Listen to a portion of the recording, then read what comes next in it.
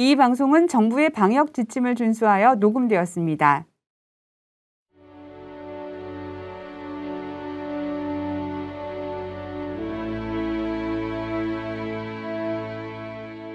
역사를 잊은 민족에게 미래란 없다. 대한민국의 독립을 위해 변치 않는 참된 마음, 일편단심의 마음으로 헌신한 분들이 계시죠? 바로 독립운동가 분들입니다. 사람 말은 믿지 않습니다. 내가 한 말조차 믿지 못하겠소. 다만 내가 해야만 할 일, 사람이 마땅히 해야 할 일을 믿을 뿐입니다. 자신의 이름을 어디에 올려야 할지를 정해야 할 때가 옵니다.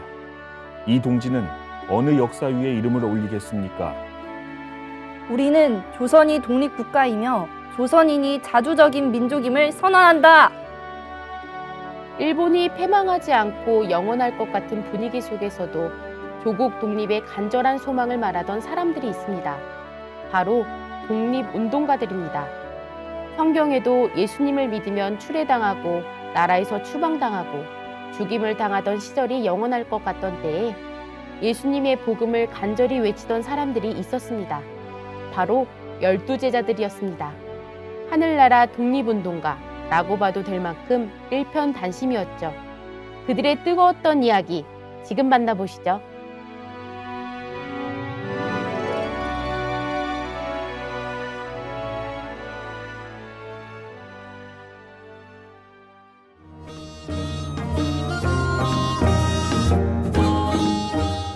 옛날부터 내려온 지혜들을 우리 삶에 접목해 볼 수 있는 시간, 짧지만 공감 100배, 성경 속 사자성어 이야기.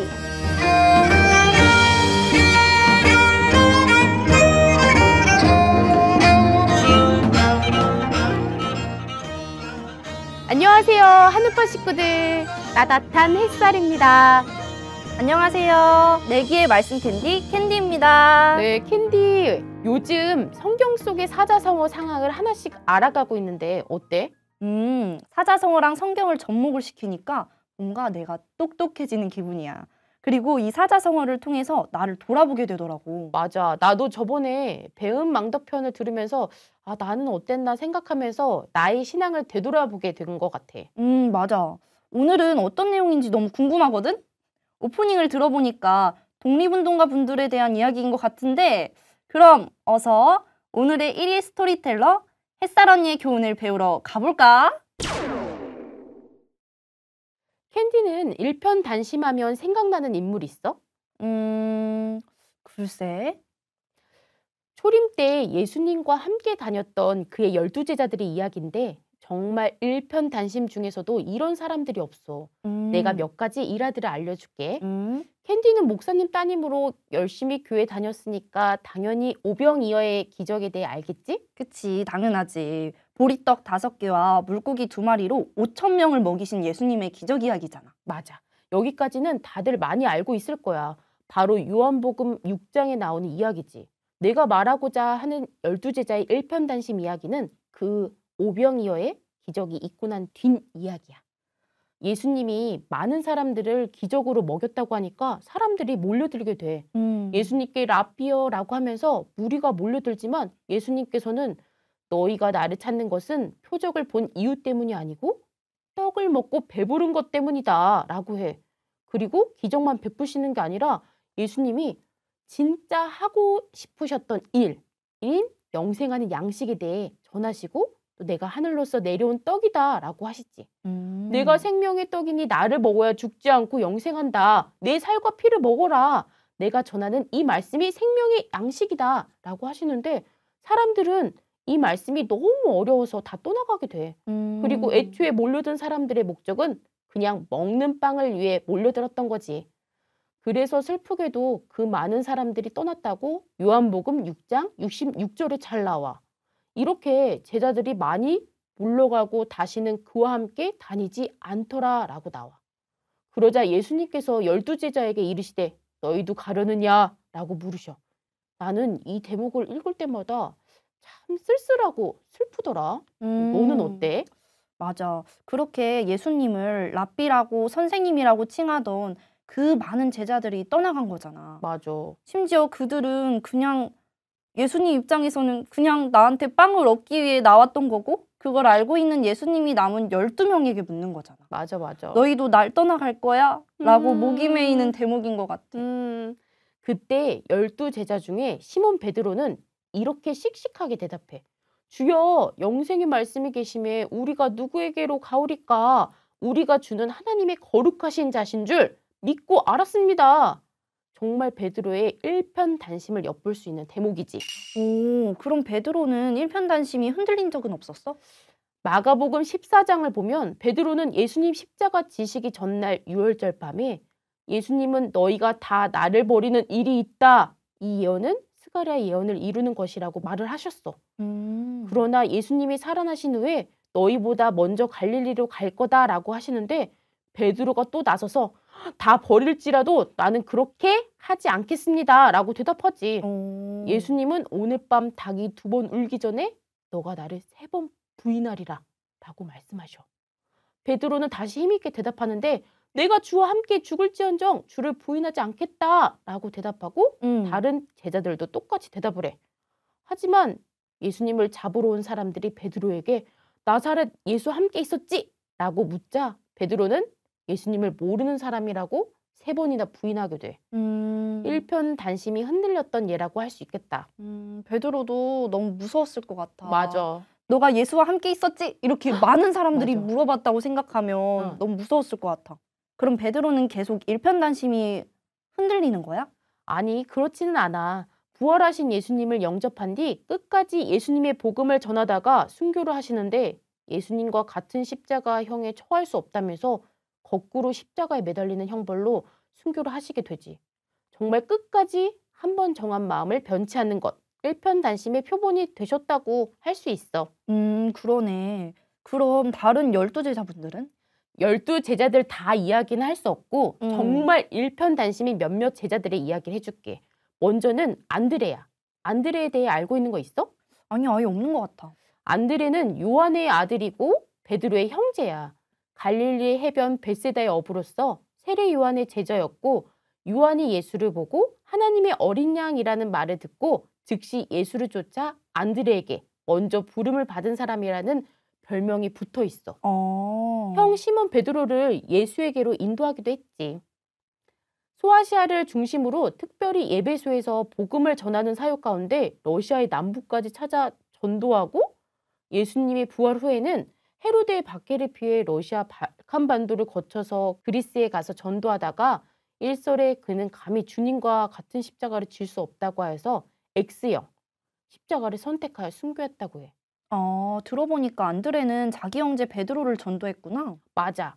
12제자들도 처음에는 어부, 세리 등등 직업이 다 다르게 있었는데 예수님의 말씀에 전도되어서 말씀 전하는 사역을 하시게 되었어. 원래 제자 마태의 직업은 헤롯 안디바의 왕이 세리였거든. 갈릴리 호수 근방에서 예수의 부르심을 받고 예수님의 12제자 가운데 한 사람이 되었지. 마태는 원래 가버나움 출신인데 원래 이름은 레위였어. 마태라는 이름은 예수님께로부터 받은 새 이름으로 하나님의 선물이라는 뜻이래. 에티오피아에 가서 또 전도하다가 순교하셨지.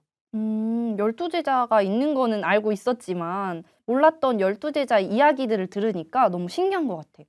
다른 분들도 일편단심으로 예수님에 대한 마음을 지키다가 순교를 하신 거야? 맞아. 3분 정도만 더 얘기를 해보자면은 작은 야고보는 알페오의 아들이고 다데오의 형으로 세베대의 아들 야고보보다 키가 작았기 때문에 작은 야고보라고 불리기도 했어. 그 당시에도 열심당파, 헤롯당파, 바리새파, 서기관파 등등 교파가 나눠져 있는데 작은 야고보는 원래 열심당 출신이었으나 훌륭한 그리스도인이 되어 주님의 형제라고도 불리면서 12제자 중에 가장 많이 기도를 한 사람이었어. 시리아에 가서 교회를 세우고 또 그 후에 예루살렘에 돌아와 전도하다가 순교하였지. 또 다데오는 작은 야고보의 동생이야. 같은 열심당원인 야고보와 시몬에게 예수님에 대한 증거를 듣고 주님을 믿고 제자가 되었어. 다데오는 훗날 시리아로, 아라비아로, 페르시아로 찾아다니면서 복음을 전했어. 그는 특별히 아르메니아에서 주된 활동을 벌였지. 바돌로메와 더불어 동역하면서 그 도시 에데사에서 놀라운 선교의 활동을 펼쳤어. AD 301년에 벌써 그 나라가 기독교화 될 만큼 복음으로 가장 강력한 영향을 끼쳤다고 기록되어 있고 페르시아에 가서 전도하다가 순교하셨어. 시몬도 열심당원이었는데 예수님을 만나 변화받고 오순절 성령 사건 이후에 12제자 가운데 가장 열심히 주님을 전했던 제자로 나타나고 있어. 그는 소아시아에서 전도하고 북아프리카, 애굽, 흑해 지역까지 가서 복음을 전하였지. 나아가 영국에 처음으로 복음을 전한 사람이 되었어. 시몬은 애굽에 가서 전도하고 유대에 돌아와 전도하다가 순교하였어. 여기서 제자들의 이야기를 들으면서 어땠어, 캔디야? 지금 핍박, 순교, 그리고 예수님의 사랑 정말 여러 가지 단어가 생각이 나는데 나는 이 제자들의 이야기를 들으면서 이들의 변하지 않는 참된 마음, 일편단심을 다시금 보게 된 것 같아. 맞아. 디모데후서 4장 7절에서 8절의 내용을 보면 내가 선한 싸움을 싸우고 나의 달려갈 길을 마치고 믿음을 지켰으니 이제 후로는 나를 위하여 의의 면류관이 예비되었으므로 주, 곧 의로우신 재판장이 그날에 내게 주실 것이니 내게만 아니라 주의 나타나심을 사모하는 모든 자에게니라 라는 말씀이 있어. 일편단심이라는 것이 가만히 예수님 믿습니다. 또 교회만 출석하고 헌금 봉사했습니다. 이런 차원이 아니라 악한 사단의 방해가 있음에도 마태복음 7장 21절처럼 선한 하나님의 뜻을 이루기 위해서 선한 싸움에서 싸워 이겨야 하는 것이지. 디모데후서 4장 10절에서 11절에서는 일편단심을 지킨 자와 지키지 못한 자가 나오거든. 결국 일편단심으로 하나님의 일을 이루는 것에 참여하지 못한 이유는 세상을 사랑하였다 나오기 때문에 하나님보다 예수님보다 세상을 더 사랑하는 이유이기 때문인 것 같아. 제자들이 복음을 전하면서 주위에서 미혹과 유혹이 많았을 것 같아. 또 욕도 많이 먹고 그러면은 이게 악심이 올라오지 않을까? 그러니까 그럼에도 불구하고 12제자들은 순교까지 마다하지 않고 세상보다 하나님을 택했네. 우리도 12제자들처럼 그 마음 변치 말고 신앙을 해야겠다는 생각이 들었어. 우리 하늘팟을 듣고 계신 청취자 여러분들도 즐거울 때나 힘들 때나 하나님에 대한 마음 변치 말기로 약속! 약속! 그럼 다음 시간에는 어떤 사자성어가 나오게 될지 기대하면서 그럼 여러분 안녕히 계세요.